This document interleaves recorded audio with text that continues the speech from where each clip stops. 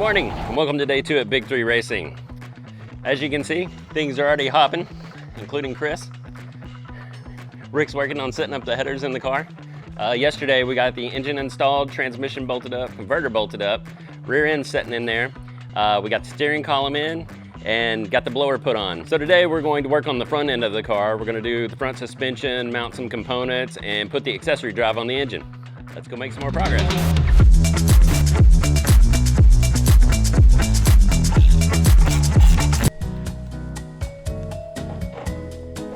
What the crap?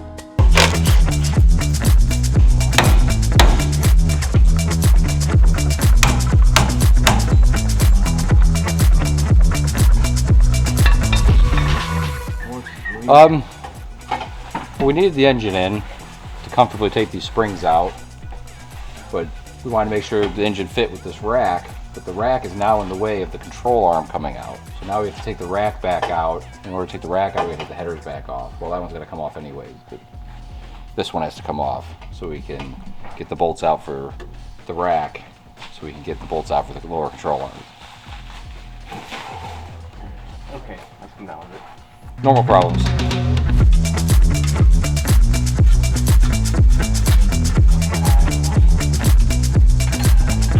Wrenching my life away, Chris. Now we're diving into the suspension on our Camaro. To get it sitting low the way we want it and handling the way we want it on the drag strip, we've gone with QA1 upper and lower control arms and coilovers.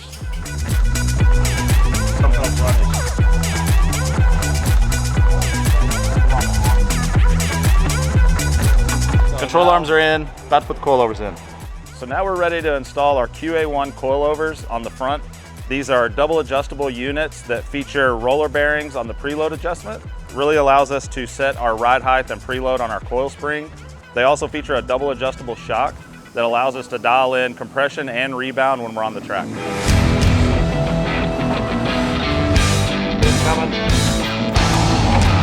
Not everything has to make sense.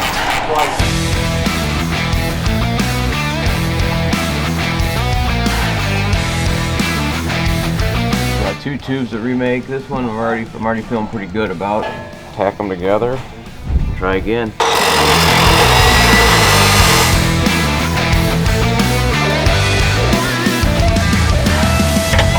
Now I need to guess.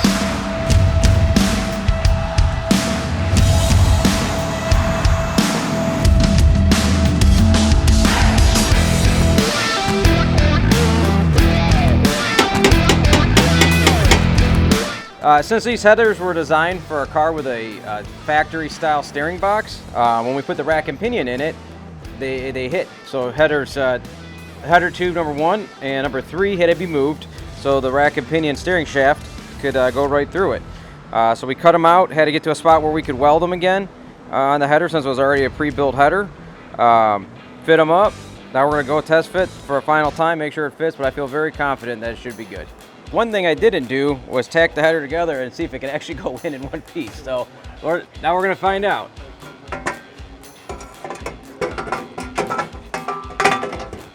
Love when a plan comes together, it fits like a glove.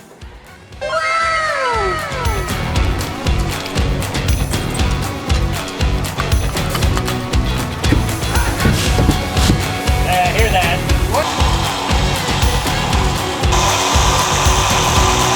Started making this panel, trying to lay everything out so I can figure out exactly where everything needs to go. This is I'm going to use as a starter relay so we can actually switch voltage over and put an interrupt in it for the neutral safety switch. We have the arc panel box, which is going to be all of our relays for fuel pump, trans fan and everything. Also has all the fuses for it. We have our nitrous solenoid. We use our nitrous driver solenoid solid state relay. We use this for the trans brake. So trans brake input, and then we convert it into this, and that way we can pulse it if we have to or do anything like that. And then a couple different bulkheads, one for constant power and one for chassis ground. Mainly this way we have one spot just for constant 12 volts and one spot for ground. So if we need to add circuits, it's super easy instead of running something all the way back to the battery or over to the starter. So this is way easier to do it this way.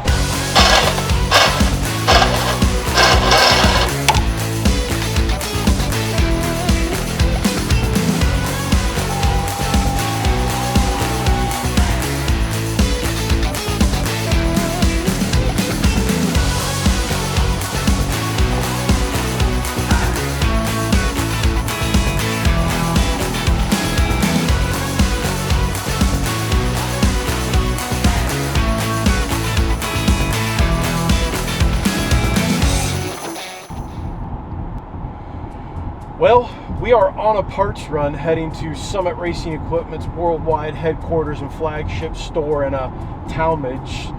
Have some stuff that we found through our different adventures working on the car, some stuff that didn't fit how it needed to fit, need some different parts. So we hit our friends up at Summit. Of course, they had what we needed, and instead of wasting another day shipping it, we're jumping in the old Top Fuel Kia and heading down the highways and byways to go get us some parts and keep the project rolling.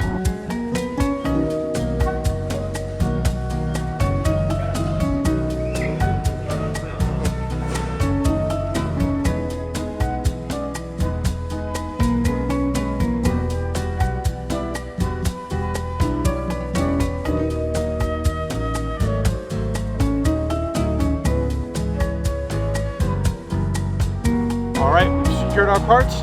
Back to the shop to work on the Camaro.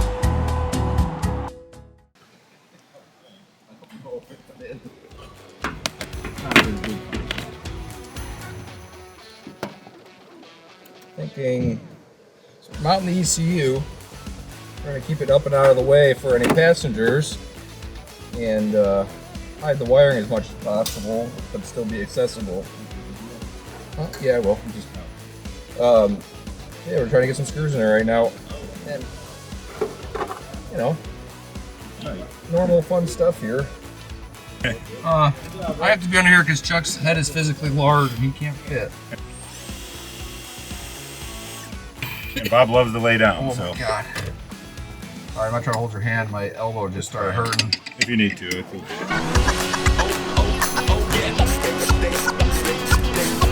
Do things with the string.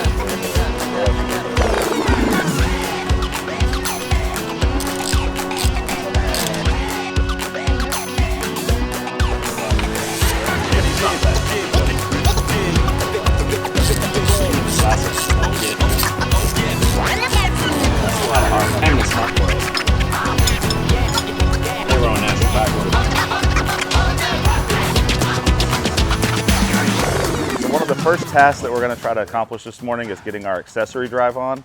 We chose a Wegner. It comes with everything needed on the front of the engine: water pump, power steering pump, AC drive, alternator. Comes with blower pulleys. We only need the small one because we're going to make all the boost. Take a little while to get it all on. We'll get it going.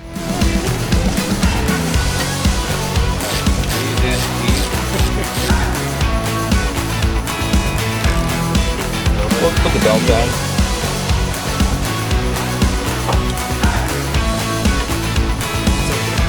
We have the belt. The kit we got came with an AC compressor, which we don't need, but we're just going to leave it there for maybe down the road. The belt tries to occupy the same space as the upper control arm, so they are now sending us a idler to delete the AC. That hopefully will move the belt towards the water pump enough to clear the upper control arm, but we'll see. We should have it tomorrow.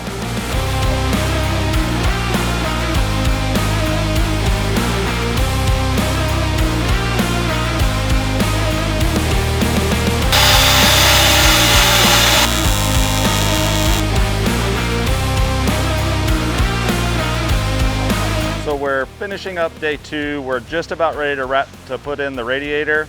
To do this, we've got a Be Cool 2-core radiator or 2-row radiator. This car may see some extended miles on the street, so this will keep everything nice and cool.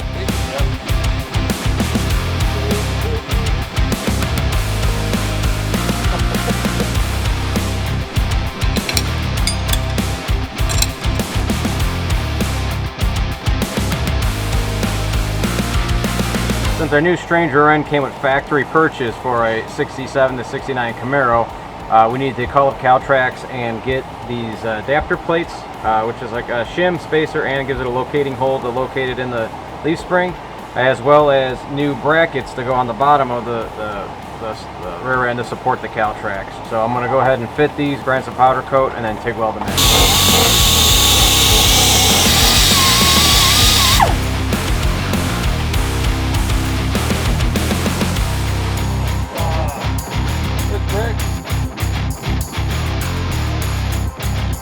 Well, every project has a plan until you crack your first wrench, and then things kind of go askew.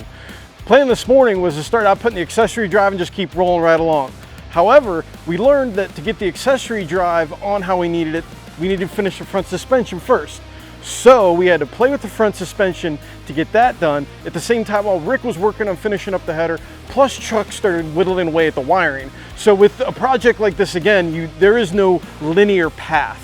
You kind of go, realize you hit a stopping point or problem, and branch off and do this and this, that. So there's a lot of balls in the air right now to get all of this stuff done so we can keep moving forward. Woo. Welcome to day 3, Project 899. So yesterday we had a few issues with the car. Some of the parts didn't fit. We had the wrong parts, mainly our fault. But what we're doing today is we're going through that, and we've got parts on the order. Summit's bringing some stuff to help us out. It's going to be a big day here, and we're ready to get cracking. So day 3, a lot of this carried over from day 2. We're going to get some parts to get this master cylinder, everything we had issues with yesterday. We should have parts here today, some point today, hopefully before the end of the day, before we call it the end of the day. The master cylinder parts, the accessory drive parts, the starter, a couple pigtails that we needed to install everything. We can get that radiator in. I think pretty much the most important things we need to get, I want to make sure that anti-roll bar is going to work with everything. So we need to do that before we can start on the exhaust, because again, they're kind of occupy the same space. We need to get the trans cooler in before we mount that gas tank in permanently. The bolt, it's going to go right underneath it, so we have to get the bolts in first, because we kind of have to work together on that one, or they need to work together on that. Before I can do any more wiring, I need to get that panel I made yesterday installed, so that's kind of top priority. And then we're just going to hopefully start crossing off most, if not all, these items today. So we'll get to it.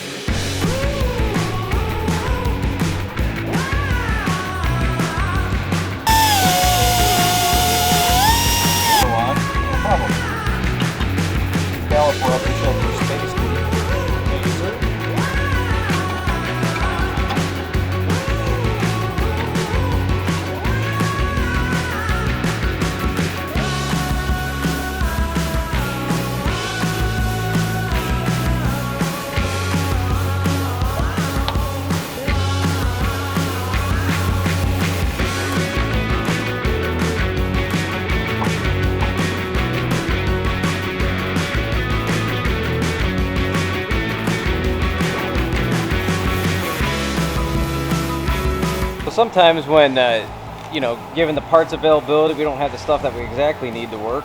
We were able to get a really nice steering wheel, but we could not find one in stock in time available to get that had the holes for the trans brake button. I prefer to have trans brake buttons, and then the driver also prefers to have a trans brake button on the steering wheel so we can keep both hands on the steering wheel. So we had to take a piece of aluminum, fabricate it, cut it, bend it, mark some things with a marker so it fit. We drilled a couple holes in the steering wheel to add our trans brake button. So when we get up to the staging line, put on that 2-step and let off the button. We still got a trans brake button and a full use steering wheel. We have our Wegner accessory drive, so we can finish this up. Thank you, Ben, Casey at Wegner, for getting us out of a jam. We now have our idler pulley, new belt, and bracket, so we can wrap up our accessory drive. Did we get anything else?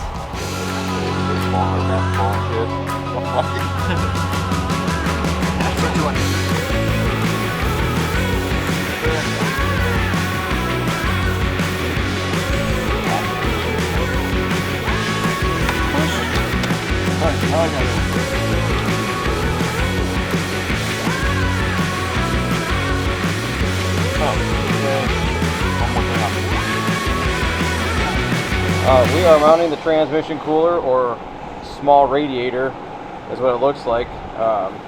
The transmission gets hot with this thing. We got other problems. We're going to drill some holes in the floor, and we're going to use a handy dandy rib nut, just a kind of encapsulated nut that smooshes itself into place, so you don't have to have someone sitting in the trunk and someone underneath the car to tighten the bolts. And we'll rubber isolate it so it's all good, and it's what dreams are made out of, actually.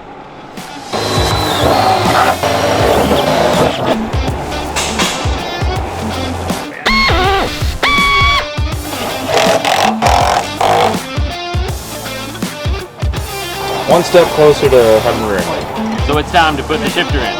We're gonna let check it.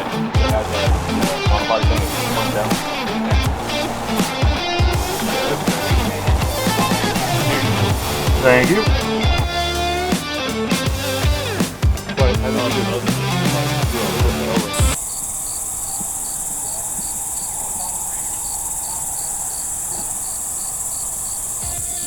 One issue that's always posed with doing these custom swaps is radiator hoses. A lot of guys will normally just go to the parts store, try to find a rubber hose that kind of fits it, cut them, add extensions to them, or simply use one of those chintzy looking accordion styles. One way of doing a really good job is going up to Summit Racing, picking up some of these universal silicone couplers and some of their universal mandrel U-bends. They have them an 1.5 inches, 1 3/4 inches, which is what the size of most popular radiator hoses are. If you've got a welder and a dream, we'll cut them apart, we'll piece them together, and we'll have a nice custom formed radiator hose once we get it done.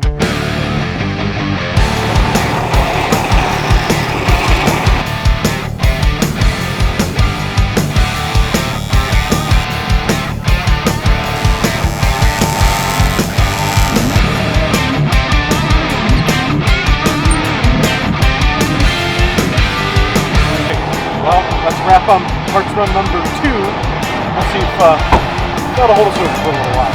Safety first, or third, whatever you prefer.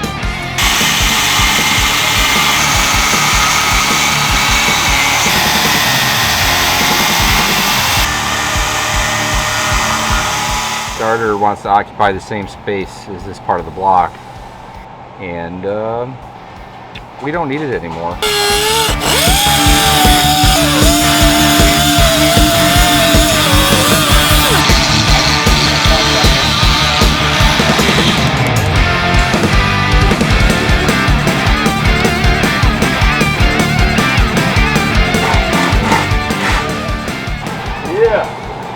Finishing stuff up. Yeah, boy. All right, guys, so it's day 3 at Big 3, wrapping up the Camaro, and actually we're making a whole lot of progress. Chuck's about 80% done with the wiring inside the car. We've got the engine compartment looking like an engine compartment, blowers mounted, accessory drives finished up, radiators in there, running all the hoses. In the back, we've got the fuel cell mounted, trans cooler, and the ice tank. The only question is, when's this thing gonna fire up? Chuck, when's this gonna fire up? If we get enough parts, probably Friday. Chuck says if we can get all enough parts, we're gonna fire it up Friday.